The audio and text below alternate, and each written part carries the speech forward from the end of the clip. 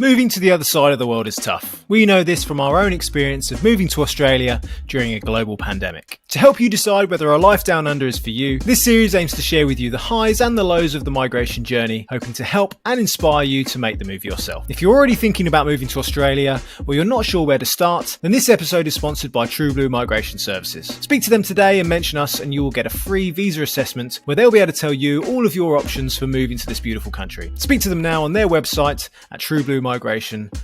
Our guest today moved to Australia but didn't want to live in one of the big cities and instead ended up settling on the beautiful Central Coast in New South Wales. They even managed to secure themselves a visa for a profession that isn't normally on the skills list. Is life better for them now in Australia after emigrating from Manchester in the UK? I guess we'll find out. G'day, Chelle and James. How's it going? Yeah, good, thank you. Hello. How is it down in the cold? Is it cold? Is it colder down in New South Wales? What was the temperature today? I think it reached 20 today. 18 to 20 degrees. Yeah. It's nice during the day. It's cold in the mornings at the moment. Yeah. Cold in the shade as well. Yeah. Absolutely. We still went to the beach today, though, with a jumper. Okay, so tell us a little bit about yourself. So, in the UK, we had a great life. I had a good job. I'd just started working as an assistant psychologist with the local council. James was really enjoying his job in cybersecurity. Got 2 children who are now 6 and 15 months. And we'd always had plans to come to Australia before we had children. And we were going to kind of do the whole working holiday visa thing. But kind of life happened, and then COVID happened. We came in 2016 to Sydney to a family wedding. James's uncle and his cousins live over here, and we just absolutely fell in love with Australia, and we didn't want to go home. We didn't want to get on the plane. I absolutely hated leaving Australia. You always get the holiday blues. What was the best bit for you? I don't know at the time. It was a bit of a whirlwind. We only did 2 weeks in 2016, and that involved a family wedding as well. So it was kind of like everything we could do in those 2 weeks. It was just the lifestyle, the people, the places. It's a beautiful place. And when you're only seeing a small part of it, you need to come back. The place is huge. So to get thrown around Sydney in 2 weeks and fall in love with the place, I think it was quite good. Did you only get to go to Sydney? Yes. So we did Sydney and Hunter Valley where the wedding was. So we saw all the touristy seeing places you need to see. But yeah, it was a fast-paced trip, wasn't it? Yeah, it was. But we literally got off the plane back in England and we're like, right, how are we going to get to Australia? How do we get back? Like that was the plan. But in amongst that was wanting to have children as well. So we had my son in 2017, and then in 2018 when we started to look at the process again, primary teachers had been taken off the skills list. So there was that stumbling block, but I kind of knew from research that things change, and the skills that the government's put on their list and the states put on their list change all the time. So I kind of researched the process, and I sat my English test in, I think, 2020 with an aim for doing my teacher skills assessment through AITSL, because I thought, right, if I can do that bit, that's a long-winded bit that needs lots of evidence. So hopefully by the time that's done, things may change, and luckily they did. We also went with an agent. We went with the Down Under Centre, and we found that was really useful, especially because the whole process was quite long-winded for us because of the skills, with it not being on the list. Yeah, I think initially we were looking, because my uncle's here, and he's been here 35 years, and so we were looking at maybe whether a sponsorship option would work if I could come and work for him, and because I think when he came it cost him like £300 to get here, and it was, do you want to come in? Yes, done. That was it. Not quite a £10 pond, no, not quite. But so yeah, I think a lot of people would still take a £300 pond, wouldn't they? Yeah, no, and that's the thing. Like for us, the whole journey was always going to happen. It was just a matter of when. We kind of didn't think, it wasn't one or the other. Because I know I've listened to stories and other people like, I had to convince my partner, or you watch Wanted Down Under, and there's the whole. But for us, it's always been in our narrative. Yeah. Like when George was born, when he was learning to talk and things, we told him, right, one day you're going to live in Australia. And he always had that in his head that it was going to happen. And we got videos of him at 1 year old saying, I want to go to Australia. Because we just knew that was what we were going to do. Just prepare. Get them in the mindset early. Yes. Yeah, we had a lot of what you're going to find in Australia. You've got good jobs, good house, you you live in a nice Was place. this from sort of friends or family that kind of didn't want you to go? Yeah, family mainly. A lot of them hadn't been. My dad's been over because his brother's here, but our mums had never been. So they, obviously with grandkids as well, they were a bit like, what are you going to find there? And we had another baby as well. So our daughter was born in 2022. And lots of people were like, oh, so you're not going to go to Australia now? We're like, yeah, still going. I'm like, no, well, yeah, we'll just take two children instead of one. That's what we'll do. I mean, it'd be slightly more expensive on the visas, but hey, you can't leave them behind. No, and that was a good thing with our visa as well. Like, that process was very easy just to add her on, because we thought there might be extra paperwork and things, but no, it was really simple. We just had to get her a passport and she could very easily just be added on when she was born. We had the same experience with Aurora because we were going through the process and we actually couldn't get our medicals done when we were requested because Samantha was pregnant at the time. So they're very good at extending things if that's part of the process. You can't have an x-ray. Again, it was weirdly easy just adding her on afterwards. They were like, just when the baby's born, get your passport, we'll add her on. I remember I think once you've done the main part of it, any additional children, it's like, well, as long as you're paying, they don't care. I don't think we even paid. Did you pay? Did we pay? Yeah, let's pay for visas for the kids. No, but for Elsie. I can't remember that. I think I'd already paid and they didn't ask for any extra. I just didn't say anything. I don't know if I mean, I could have, but I don't remember. I don't know if it's worth saying as well, like, we did our expression of interest and got our invite and our nomination for New South Wales. But then we riskily put our house up for sale to test the market, and it sold within 7 days. Wow. So we were obviously very fortunate, but then we were on this kind of like spiral of the house selling and obviously us needing to move. Luckily, the people buying our house, they were due a baby, so they were willing to wait until after their baby was born. It was either like they move straight away or they'll wait 6 months. So we decided, and again, this wasn't recommended, to front load our visa application. So we did our police checks and our medicals and uploaded them.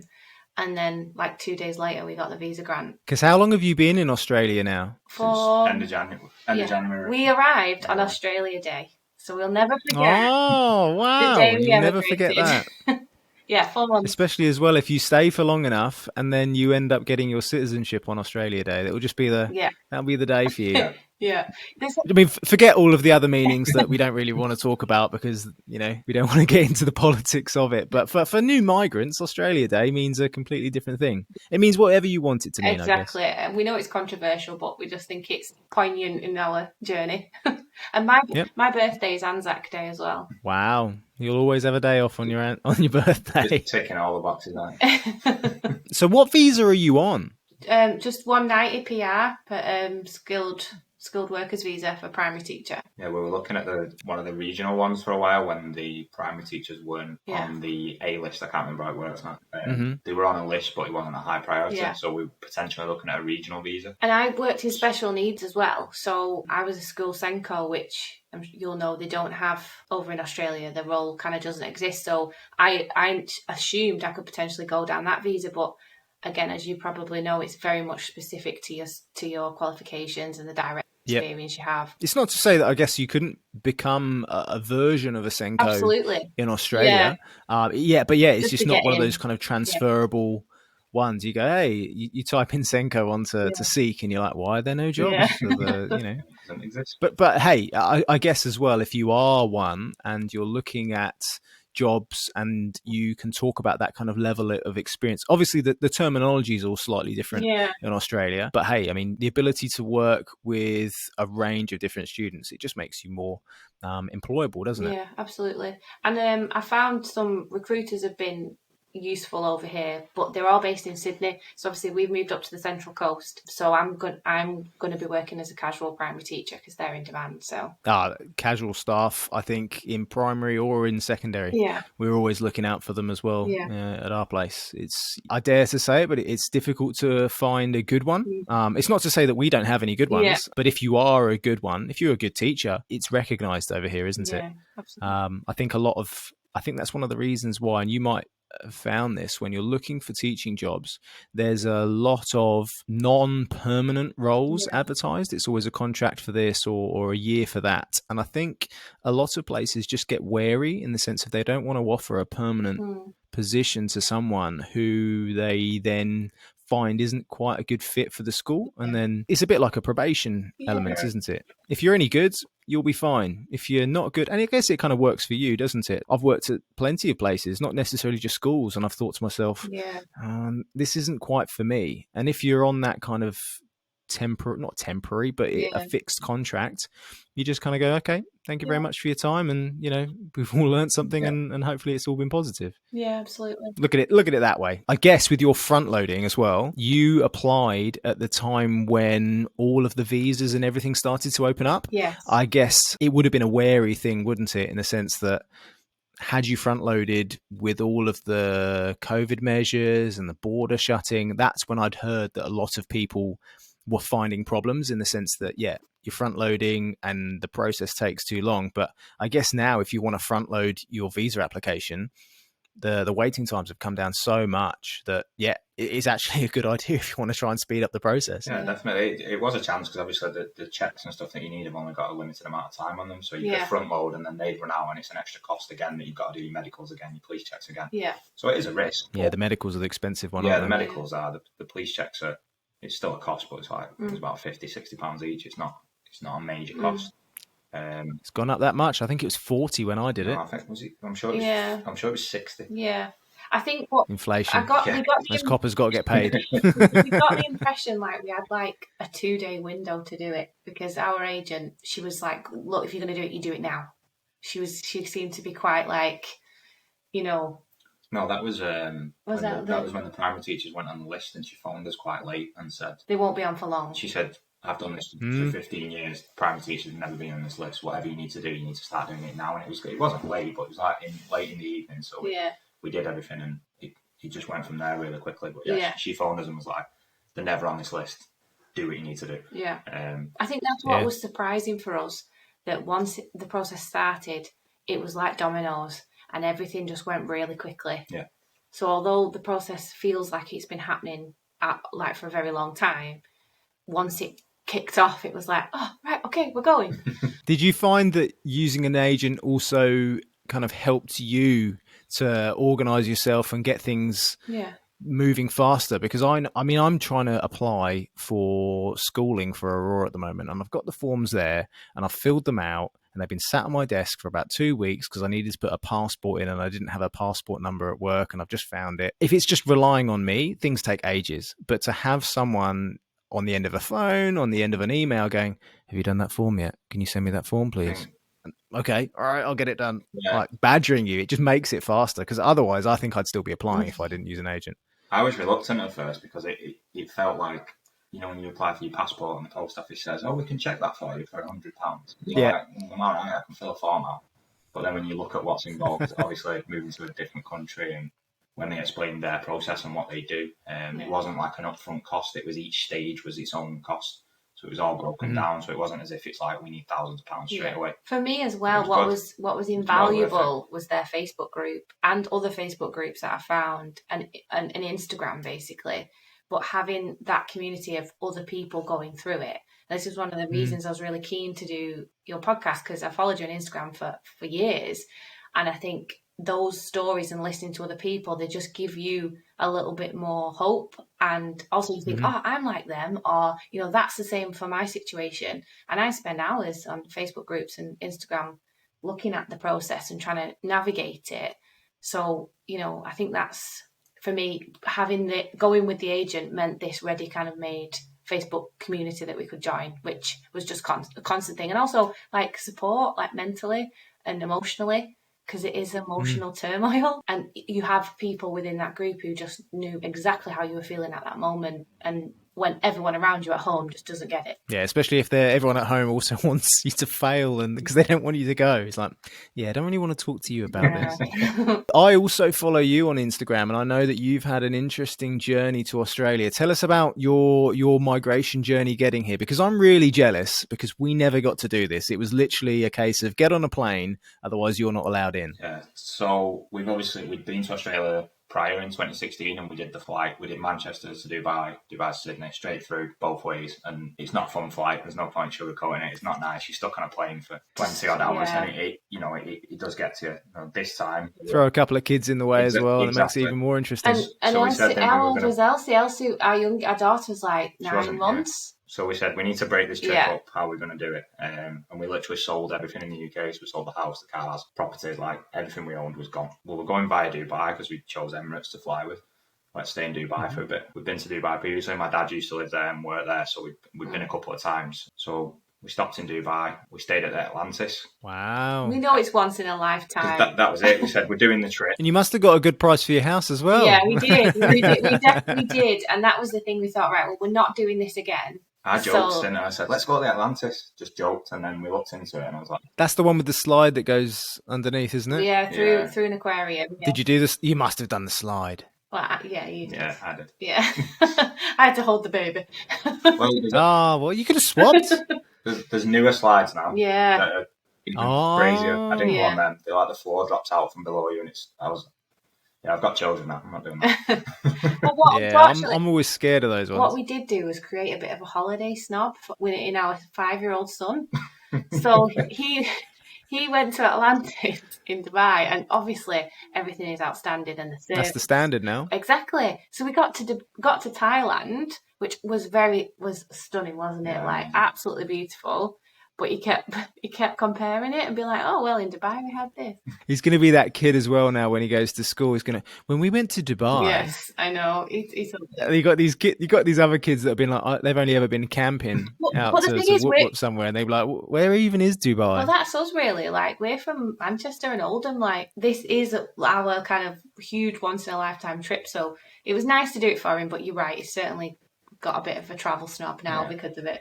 We're never going to get this chance again. We're never going to be in this position, probably financially again. Yeah. And we're doing a long trip, so we're breaking it up. So we did Dubai. 3 days in Dubai, which was nice because the kids could sleep, everyone could sleep. You know, I felt like that was really important because we had the adrenaline as well. So obviously, when you leave, you're on that adrenaline. Like I couldn't relax on the plane because everyone was so emotional, and you know, you're thinking, is this the right thing? Are we doing the right thing? And then to have that opportunity just to try and relax. That made a big difference. Yeah, you can't be telling Sam about the best way to relax on a flight between Australia and the UK is 3 days at the Atlantis in Dubai. Because if you ask my wife, how do you relax on a plane? She says, sleeping pills. Oh, yeah. We've heard that as well. They're a bit cheaper than 3 nights at the Atlantis. Yeah. And then, we did 7 nights in Thailand, just near Phuket, and that was gorgeous. And it was just, in hindsight, we probably didn't need to stay a full week in Thailand because by, say, the 4th or 5th day, we were itching then to get to Australia, weren't we? You still knew what was coming. It wasn't like you were going home. Yeah. Mm-hmm. So we probably, if we to do it again, we would do like 3 days and 3 days, I think. But what it did do in terms of the world map is get us onto the right kind of time scale for our body clocks. Yeah. So by the time we got to Sydney, the children were in the right kind of pattern. Yeah, because it was 4 hours difference each stop. No, that's a good thing to do. A good way to consider it. I mean, is that something now that you're going to do every time you hop back and forth? Absolutely not. We budget airlines back to the UK. I hear China Air's pretty cheap. Yeah.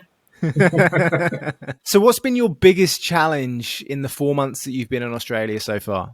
Probably life admin. Like you said, there's a lot of life admin to do. There's a lot of going online to this service, registering for this. Which number is this? You do feel a little bit sometimes in a bit of a headspin with all the things you've got to register for and kind of the order in which you do them. We were lucky because we arrived and stayed with family in Sydney, so they could help us navigate it. But it was like getting the address for your bank account and then your Medicare card, and then you can't enroll in school until you've got your Medicare card and then and proof of address and all those kind of stuff. Yeah, there was still a lot of stuff we had to get from the UK as well, so it's obviously waiting until 9-10 at night to make those phone calls to like banks, etc.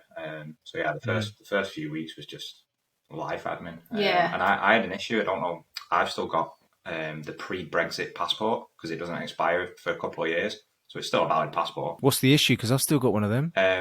Everywhere that needed an ID check wouldn't accept. They accepted the passport, but the automated systems would say, we need to do further checks on this. Yeah, whereas my newer one must obviously have something within it that is a system that they could access quicker. So like my bank account, I got 4 days later. Medicare had to wait. Everything was a little bit longer for me, so I was like 3-4 days behind you with everything. Yeah. We didn't experience that when we came. I mean, I know Brexit had already happened because my wife's passport is the new, like it's blue, isn't it? But no, maybe that's just come in recently. Actually, I said that's an assumption. That was the only difference we could see in what we had, like, and it was everywhere. It was the bank. I can't remember. There was a few places. Or maybe it's because it's the visa's in my name. We don't know anyway. It's probably just one of those things. It was coincidence. But not the end of the world, but a little bit of an inconvenience if, like you say, when you're doing your life admin at the beginning and you need everything to happen sooner rather than later, because you just sat there kind of twiddling your thumbs going, oh, can't do the next thing until I've got that. That's what it felt like. I mean, that's it. I can't get my driving license, so we can't buy a car. So we're kind of stuck in the house relying on family to drive us to the shop. It just felt a bit like, Did you need to drive to the beach? Just go to the beach every day, pick up a 6-pack. Well, we were kind of we were in a West Sydney, so we were nowhere near a beach to start. No, very, very nice. We had a pool though. It was all good. They had a pool. Just bring me beer until I get my driving license. What is your life like now? Great. Amazing. Everything we ever thought it would be. A friend of mine, I was messaging her today and she was like, how do you feel now? Do you feel settled? And we've discussed this a lot. People keep asking that question, but it's not like we ever felt unsettled. I don't know what it is. When we arrived, it just felt right. It just felt, because obviously we've thought about it for such a long time. And then when we first came to the Central Coast and we were driving down, so we're about an hour and 10 minutes away from Sydney. And you come kind of through the motorways, highways, through kind of a big long tunnel and then into more countryside. And as you come down, you go kind of down into a valley and then this view just emerges. And for anyone who's in the area, they'll know exactly what I mean. And it was just magic. It was a bit of a pinch me moment. We were like, oh, are we really going to live here? And then as we've explored the area more, and even when we just go for a walk on our local beach, which is just 5 minutes away, we both always go, we live here. Yeah. Like we live here. And I keep putting on my Instagram stories, I live here. Like, so it's not sunk in that regards. But as of feeling settled, I've never felt more settled in my life. This just feels right. The kids are so happy. We're happy. And we're lucky. We've had this grace period of arriving and taking our time. Like we're both not working yet. And that was intentional. We wanted to make sure that we'd have the time to settle the children. But life now feels great, feels right. Yeah, it's still the same. It's not this miracle, you go to Australia and everything's perfect and your children are always well behaved and go to bed on time. There's still the same stresses. There's still the same school runs and you run out of milk and stuff like that. And life still happens. Your kids still go crazy. We literally had that run out of milk conversation at dinner today. Yeah. If you're having a bad day, the sun's out and the beach is 5 minutes away. And let's again, go for a walk, done. Being from Northern England, that just very rarely happened. I think that shift in your mindset, and I think people are different here as well. Even British people, Scottish, Welsh people who live here, there just seems to be a more positive mindset, whether that's the people we've come across or whether that's because of our mindset. But people just seem happier in general. I'm not 100% sure on why that is, but I think the climate and the weather and the focus on family life just has a massive part to do with that. I think you've hit on two really important parts there. I mean, the first one is the fact that people always assume that if you want to move to the other side of the world, that there has to be something wrong. Yeah. And it's not necessarily to say that there is anything wrong. It's just, for me, that's not for me. It's why do people like medium rare steak? Why do some people like it burnt and having it overdone? It's just, people just assume that it's something that's missing, and it's not. It's not missing. It's just we are a bit different. That lifestyle in the UK is not bad, but it's just not for us. Why does anyone want to move around the world? Because they want to experience different things. They think something can be slightly better for them somewhere else in the world. Yeah. And the second point as well about how the weather just changes your mindset about how you feel about things. I mean, it's lovely to hear how 4 months in, you're still in a very much of a holiday honeymoon kind of period. But even now, we're getting up to 3 years in September.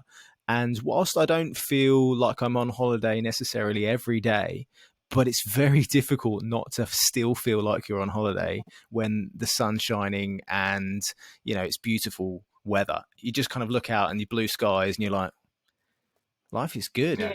Life is really, really good. Even when we had a bit of bad weather, maybe back end of last week, and it was raining, and people still make that comment to me after nearly 3 years of, you must be used to this weather. And I'm like, mate, I'm not anymore. I'm used to warm. The temperature begins with a 1 and I have to put long pants on. Yeah. And yeah, there you go. I call them long pants now. I don't call them trousers anymore. So no, I've changed. People change. You do. But there are some things that actually, for the positive, they don't change. Yeah. And I think weather is one of those things. You're so right, because we've been here 4 months, but those sayings do become part of your vocabulary very quickly. The point where, James is a man of few words and generally just goes into a shop, does what he needs to do and leaves. We were in the shop the other day and he asks someone, what's the phrase? I still don't say it, do I? How you going? How you going? I was like, what do you mean, how are you going? Where are you going? What? And he said it, and I was like, you've become Australian. How long have we been here for? That phrase probably confused me for about a year. Yeah. Possibly even longer. When people say, how's it going? And you're like, is this a really profound question that you're asking me? And 9 times out of 10, probably 99 times out of 100, they don't really care. No, it's just saying hello. You find if you hit them back with, you're right, like the standard UK, all right, they're like, it does the same thing to them. Like, what do you mean, am I all right? Yeah, do I not look all right? Like, mate, you just asked me how I'm going. Like, you want to dig into my soul and I'll hit you back with the other one. I just found with the sayings as well. I mean, that one genuinely confused me. It took a while for my brain to get it. But most of the words, especially, it's when your kids start using them as well. Yeah. Like Aurora, bless her, she was 18 months when she got here, so she's pretty much Australian. The second one was born here, so she'll always be Australian. And I just couldn't be bothered to argue with people about the words. Yeah. There's two words that I still will stick to because of the pronunciation, and it I've got one of those personalities where I like to annoy people sometimes. It's taco. Everyone's like, what do you mean taco? It's a taco. Nah, it's a taco. And the other one that's still, it just it bloody makes my toes curl. Data. Yeah. And they say data. Yeah. And I'm like, what do you mean data? It's when you'll get this show as well when it comes to a school perspective. They're like, have you got the data on whatever kid? And you're like, what? Yeah, George asked me, I think we'd only been here a week, 2 weeks or something. He'd been at school for 2 weeks and he said, I need a Band-Aid. I went, sorry, what? You mean you need a plaster? What's going on? Yeah, I've just started Brazilian Jiu-Jitsu, and one that confused them was I said, do I have to put my gum shield in?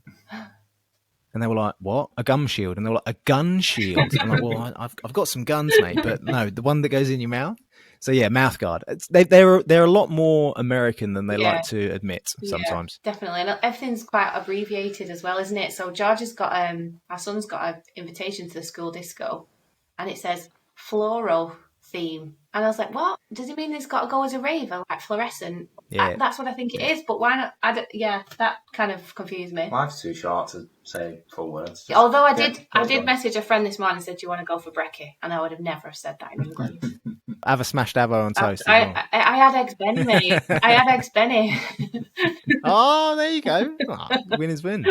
I guess if you're 4 months in, I'm assuming you're still renting at the moment. What are your plans for the future? Yeah. Short term, we're definitely happy renting. We've got a lovely house. Because we sold everything in the UK. We didn't bring a move cube. We just literally did send my bag and sent some precious things. So we had a pot of money there, which was going to furnish our house here, basically. And we found an amazing company that basically was like an interior designer, but not. And it was, I can't really describe. This is sounding posher than IKEA. Yeah, right. So one of my big stresses in life is furniture shopping. Because I very much am a Facebook marketplace person who likes everything cheap and cheerful and second-hand, much to my husband's dismay, which he gets quite frustrated with that. I'm like, just buy it. Just buy the new stuff. Yeah. And also, we very rarely argue apart from when we're assembling furniture. So that's a big part of it. So anyway, this company, they're called Design Box, and it's a fully online service. and you create a mood board with them of what you want, and they send you basically a visual representation of the room, and then they send us specific items and we choose which ones we want for our house. They then order it and get it delivered to your house. Yeah, they do it shopping. It's great. And it wasn't How even, much does this cost? It wasn't This even sounds that expensive. expensive. It probably cost like, for 4 rooms fully furnished, to actually for them to do the service, about $1,000, $1,500, something like that. I was surprised. Yeah, the service, obviously, it's $1,000, $1,000. Yeah, but for me, what $250 a room. Yeah, for what if they're going to furnish you with the stuff that you're going to leave in your room and that's it, like, it doesn't seem that expensive for it. It was like a personal shopping experience, but for your house. But everything that we did was because obviously it was a rental, we could only send them the listing and the measurements of the rooms, and then they sent us like a visual representation of it, like a graphic designer or an interior designer would do. But it was all done remotely. If I had a recommendation for anyone who gets stressed at going to IKEA like I do, the fact that all my furniture just arrived like over a space of about a month it took. Yeah. And we've got a furnished house now. No, absolutely. People pay for relocation agents. Yeah. Like I say that like it's a bad thing. Of course, yeah. if that's what you want to do and you want that ease. I've had a guest on here before. He's got 4 kids and he moved in like the space of 3 months. And if you are happy to pay for a service that's going to make it faster for you, hey, we paid for visa agents. That's exactly the same thing, isn't it? You're paying for a service to help it make it faster for you. And I'd tell you what would have been more expensive if you actually wanted a real graphic design. Who was that guy off of Changing Rooms with the long hair? Lawrence Llewellyn-Bowen. If you wanted to pay Lawrence Llewellyn-Bowen, some people are listening to this thinking, who the hell is Lawrence Llewellyn-Bowen? If you wanted to pay Lawrence Llewellyn-Bowen to come into your house and do the internal furnishings and sort it all out for you, I definitely know it would cost more than $1,000. Yeah. The budget for Changing Rooms was not $1,000. Exactly. And honestly, and the lady who, one of the partners, she actually doesn't live too far from us. And that's another thing. Distance in Australia doesn't mean a thing. In England, to drive, it's just down the road. Everything's down the road. Well, I wouldn't have down the road 3 hours. I wouldn't have drove for an hour to go out for a quick lunch in England. It's too far away. Here, distance knows nothing. I went to Brisbane for a night with a friend the other day and just hopped on a plane. Did you drive? No, but I just hopped on a plane. But never would I have done that in the UK. I wouldn't. If you like going to London would have been an effort. I would have been like, I've got to get to Manchester. I've got to get on the train. The train takes 2 hours. Like. But people say that though about the UK and proximity to Europe in the sense of but it's so easy to just hop on a plane and you're in another country. I don't know why. I wouldn't have done it the same. Wow. Like I wouldn't have done it the same with the same kind of. Oh yeah, no, I'll do that. That's fine. Yeah, people in the UK struggle to drive. If it's more than an hour, it's too far. I had the same conversation with my brother-in-law, Sam's little brother, when we were talking about. I mean, he was just moving out of home and he'd got a job and he's talking about his commuting distance. Yeah. And he was adamant that he didn't want anywhere more than 25 minutes. And I just looked at him and I was like, Matt, you are never going to get anything less than 25 minutes within your budget, mate. And he's like, no, it's just too far. 25 minutes, that's so long. I'm like, mate, you probably spend longer than that getting ready in the morning. What are you on about? 25 minutes is too long. You really, though, my whole perception of time is just completely different. The drives are nicer here, though. I think that helps. Oh, yeah. It's a lot nicer. Especially if you take a coastal road, yeah. Especially on the Central Coast, every drive is beautiful. Every drive is pretty much a straight road as well. So, yeah, so much easier. What surprised you the most about moving to the Central Coast, moving to Australia in general? What's the biggest surprise been? I don't think there's been a surprise in Australia. Like, nothing's shocked me. I think we were surprised. Because it's as you were expecting it to be after having been here before? Yeah, we'd been before and we kind of done our research on where we wanted to be. And I think how quickly, like Michelle said earlier on, when we were getting the visa, when it started to happen, it was like... Didn't feel real. This is now happening, and a week later, you've done everything. It wasn't this long, drawn-out process of, we need this, we need that. We did all the legwork early on, and then it just went, bang, done. There you go, there's your visa. Enjoy Australia. And we were like, what? Yeah, and I think, again, not surprising as such, but what probably was difficult was those last couple of weeks, in particular the last week, because we knew it was going to be tough, but it was a lot harder emotionally than we ever thought it would be. We knew we were doing the right thing. As soon as we arrived in Australia, it felt right. But that last week was incredibly tough because everyone is making their own peace with what you're doing. And ultimately, everyone has to make that individually. So they're going through it once, but you're going through it every single time you're saying farewell or, you know, see you later, because we tried not to say goodbye. Like, did you find that helped for you though, doing it again and again, or no. did having to repeat it make it No, worse? we flew on a Sunday, and we kind of started the farewell process on the Monday, and by Friday I was just exhausted, like emotionally done. Like, absolutely can't do this again, and we had to do it again on the Saturday. Luckily, we flew early Sunday morning, like we were out the door for 4 a.m, so it was done. But yeah, Friday, Saturday that week, I was just like, I can't do this again. See, I don't really have much advice for people having to deal with that, because we never really did it. We had our initial flights because we kept getting bumped because of the border closures and the caps on flights. So we did have a farewell party, but again, that was difficult for a lot of people to attend because of, you know, COVID was kind of still going on, and we understood that some people didn't want to leave the house and things like that. So we saw a lot of people, most people, but not necessarily everyone. And then that was a big period of time, because then we got bumped maybe 2 or 3 times from flights. So it never really, we did it, and then we could still kind of chat to people, and we still even saw some people. And then because we just rocked up at the airport and we're just like, hey, you need to sort out these flights, because I'm not getting on a flight without my wife and having my kid. And that literally was, you know, my father-in-law was just circling around Heathrow, just thinking to himself a little bit like, I think I'm just going to pick them up in a minute. Like, they're not going to get on that flight. And then I've rang him saying, hey, you need to come back and say goodbye to your daughter and your grandchild, because and I didn't even say goodbye because I was having to get all the bags in. Like, there literally wasn't enough time. The guy on the check-in desk was literally like, we're checking these in and you've got to get on that flight. There's only like an hour. We just ran through the airport. So it's great to hear your side. And what advice would you give to people that have to do all of the big goodbyes? I think ultimately it isn't a reflection on you, because everybody's goodbye that they need to do is their own kind of emotional journey and how they process that. And I think earlier on, I felt like I needed to somehow support everyone through their emotions. And I think we figured after 1 or 2 emotional goodbyes that actually we can't internalize all of this, because it is exhausting. Yeah, it's tough, because obviously you're going to miss people, and it's understandable that people are going to get upset. But what did we say? It was almost like the excitement was being taken out of it. We felt like the joy that we had to move was being sucked out of it, because everyone was so sad to see us going. And we were so grateful for that. We have such a big extended family in the UK, and they were such obviously a big part of our daily lives, that I feel like I need to make peace with the fact that it was their individual emotional journey that they had to go on to process and deal with us leaving. And I think once I've got my head around that, we could try and bring the joy back. So we could say to amongst ourselves and with George, obviously, and just be like, look, this is still our adventure. We are having this adventure together. This is exciting.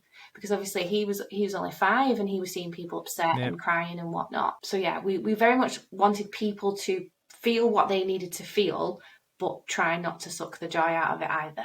I think that was important. My advice would be, remember why you're doing it. Yeah. For you and your family. And everyone's going to get upset. Some people get angry. Some people say things as off-the-cuff comments for weeks, and you're stealing our grandchildren, etc. And you just need to remember, as your little unit, why you're doing it and what your reasons are, because that'll ultimately win. It does. And you're doing it, and people are upset to see you go, but they understand as well and know why you're going.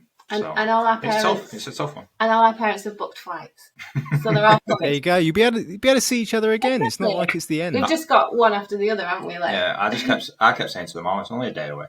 Yeah. And they go, "It's a long way." I'm like, "It's only a day away. See me in a day if you want to see me." It's interesting actually hearing about how it feels that maybe you feel compelled to want to try and make everyone happy, but then in the process of doing that, you'll make everyone else happy, but you might not necessarily be happy yourself. And you got to remember why you're doing it. You're doing it selfishly. Yeah. But for all the right reasons.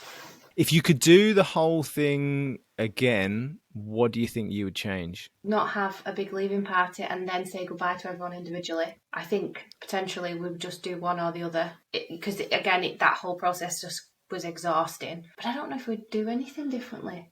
No, we did the agent. Yeah, that worked out fine. Yeah, we knew what we were doing. I wouldn't have sold the house any differently. No, it was. Yeah, we did our research. We had plenty of time. It wasn't like a quick decision. We maybe had one regret. He always moans Bloody about Sports Direct bags.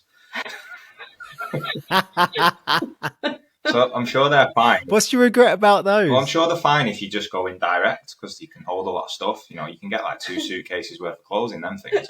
But when you're lugging them through Dubai airport and then twice, and then in Thailand, you're waiting for a taxi at 8:00 in the morning, and no one else can carry a bag.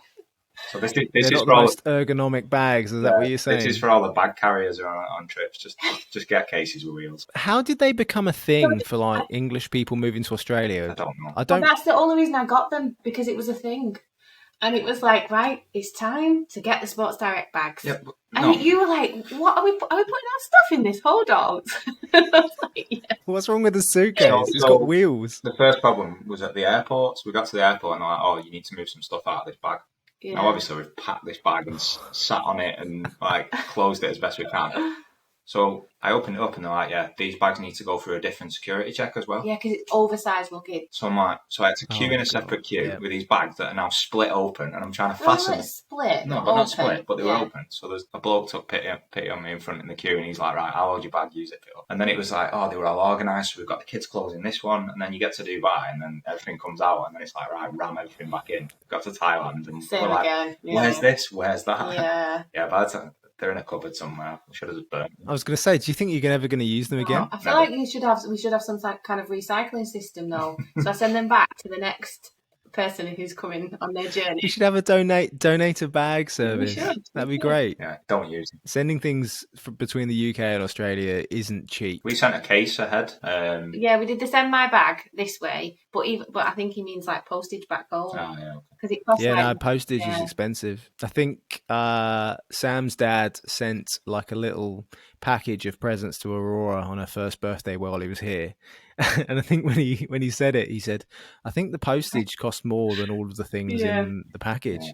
And now all he does is he obviously takes advice from what we think Aurora wants for her birthday, but it's like, can you just get it off of your Amazon and then we'll just give you the money and you can just wrap it up and say it's from us. You can actually change your Amazon in the UK to the Australian one, and it will be dispatched from Australia. So if you go in the Amazon settings and change it, that's what we did for family over here. Yeah, we used to buy people gifts over here and just put their from Australian Amazon. And then Moonpig as well, I think, there's an Australian one. Yeah, he does that one. He's just about technologically able to do that. If I told him that he needed to change his Amazon, number one, he doesn't really shop on Amazon. That's why he tells us to do it. He'd end up buying. He wouldn't change it back. He'd end up buying things, and then he'd be like, "Why is it not arriving?" We just get this random stuff for Kevin Lee appearing on our doorstep. So, what advice do you have for people who also want to make the moves as well? Trust your journey. The whole kind of cliche: enjoy the journey, not just the destination.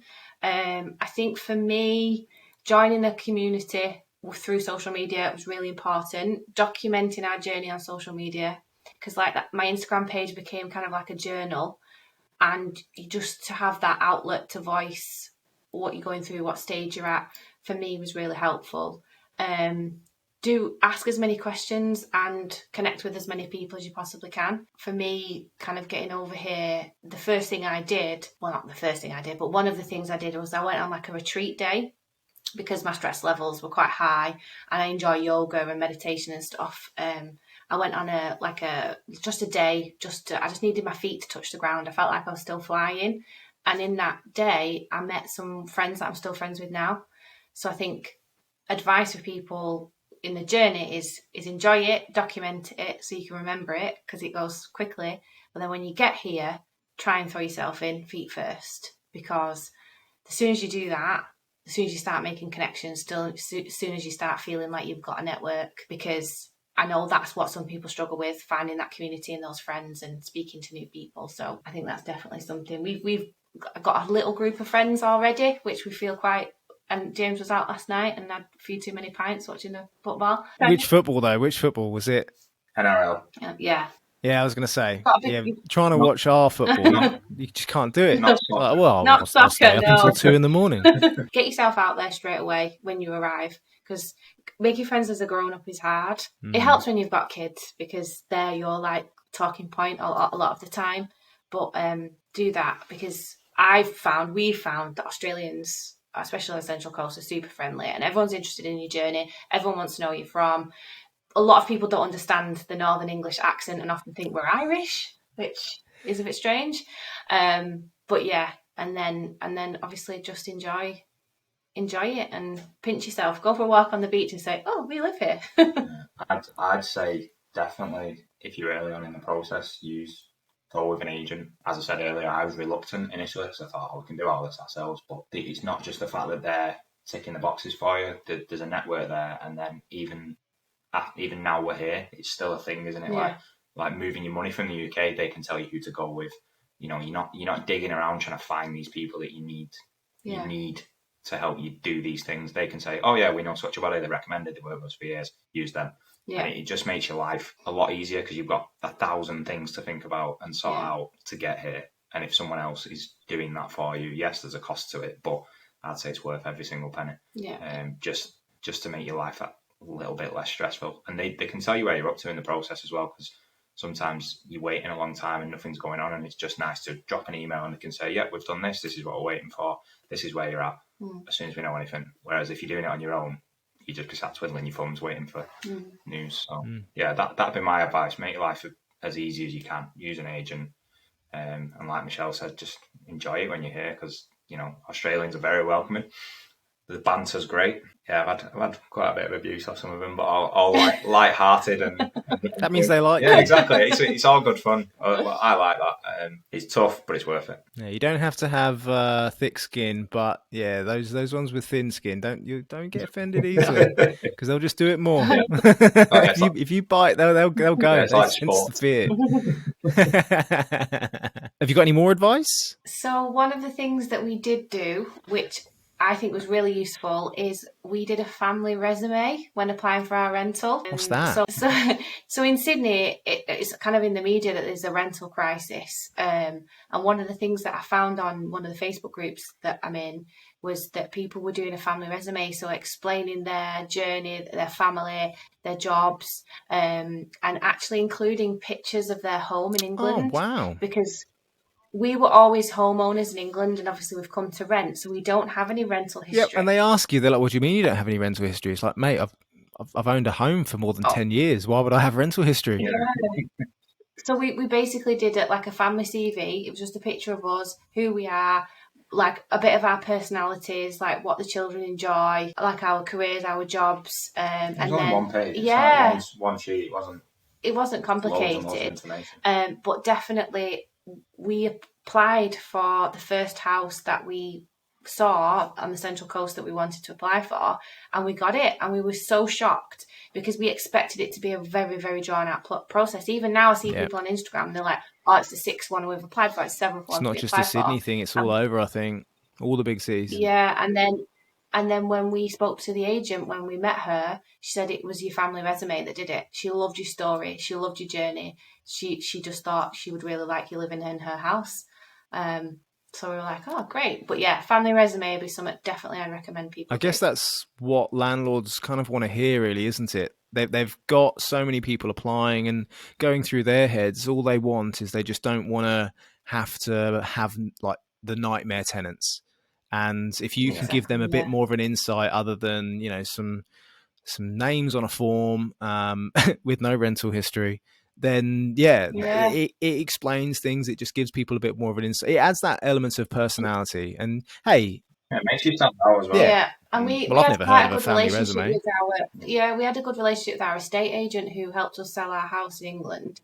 And he was a really nice guy. And I'd read as well to make sure you've got someone's contact email, and you could even ask them to do a little bit of a reference to say that when they visited your home, it was in good order and well presented and whatnot. And that just as well gives that landlord a bit of faith, because like we said, we'd always owned our own house.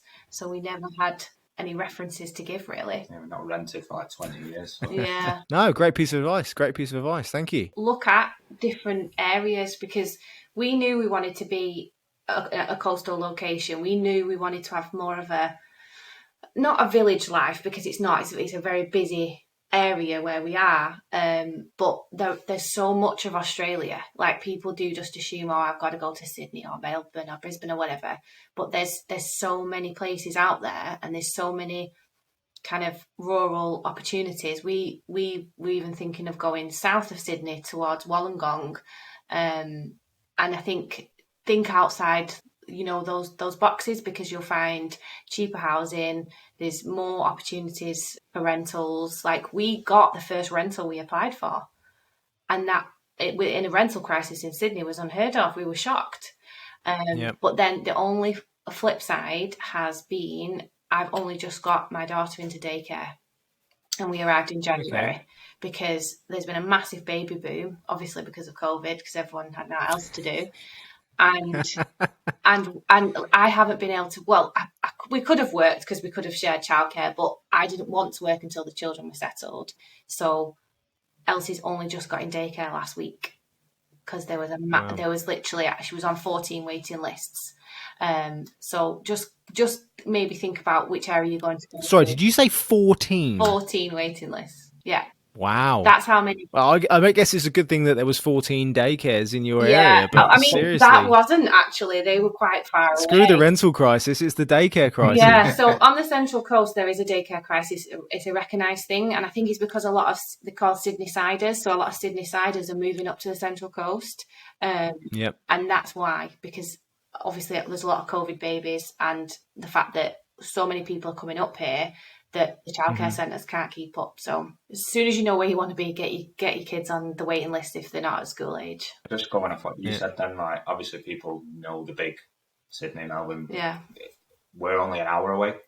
Yeah. And the amount of places that we go through in that hour that are beautiful places that you could live, it's insane. Like every 10, 15 minutes there's another beach, there's another beautiful little town or village, and there's stuff there. It's not like you're in the middle of nowhere. No. You know, we've got a shopping centre, we've got a beach, there's bars, there's restaurants, there's everything. But there's nothing past 11 p.m. But that's fine, because we've got two small children, so we're never out that late anyway. Sam and I had the same conversation literally last week when we went out, because we have to. You'll find the same when you can't just drop your kids off with your parents. The kids are coming with us. So we went to an Italian that ironically we went to in the first week that we came to Australia, and we loved it, and we were like, yeah, we'll come back.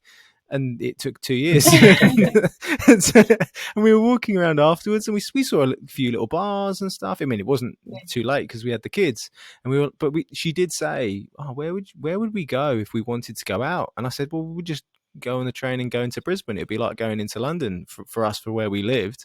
And she's like, yeah, but there's nowhere local. And I looked at her and I went, do you think I'm going to be wanting to go to those shitty little bars in Reading? Absolutely not. No. Like, I don't want to go clubbing. No. I don't think there are anywhere. I want somewhere nice to sit. I want somewhere nice to sit with a reasonably priced beer. Yeah. And then when I'm tired, I want to go home. Sounds exactly like you. Yeah. I'm 35 and I'm old. Thanks, Chelle and James, for sharing your journey with us, and I hope it's given you all a greater insight into the moving process and what it's like to live in Australia. If you want to see more of what our life is like in Australia, then you can find us on YouTube at That Johnston Life. And if you've been inspired to see if you can make the move too, then make sure that you speak to our friends at True Blue Migration Services. Let them tell you for free the easiest way that you can realise your dreams in Australia, and follow the hundreds of positive reviews by filling in their free visa eligibility assessment at www.truebluemigration.com. See you next time.